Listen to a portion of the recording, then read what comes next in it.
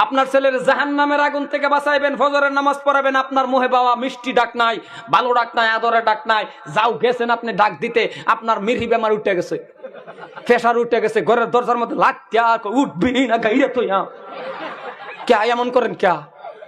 এটা করেন কি আপনি? আপনার মিজাজ এত খারাপ কে? আপনার বাসা এত খারাপ কে? আপনার মুহের মধ্যে এত ব্যবহার খারাপ কে? হ্যাঁ, আপনি ব্যবহার জানেন তো, আপনি জাহান্নামের আগুন থেকে আপনার ছেলেরে বাঁচাইছেন, আপনি আপনার ছেলেরে বাঁচাইবেন, আপনাকে মিজাজটা খারাপ করলেন। কিন্তু আপনার ছেলে যখন কেরালা থাকে, ঈদের কয়েকদিন আগে যখন আপনার টাকা 10,000 20,000 লাগে, তখন যে আপনি একটা ফোন করেন, হ্যালো আব্বা, তুমি ঈদের মধ্যে না আইলে তো আমার ঈদ হইতো না, আমার মুখ শুকায় যায়, তোমার মুখ তো আওয়াজটা এরকম খারাপ হুদায় টেহাডির লাগে, এটা করে টেহাডির লাগে কথা কন না কে?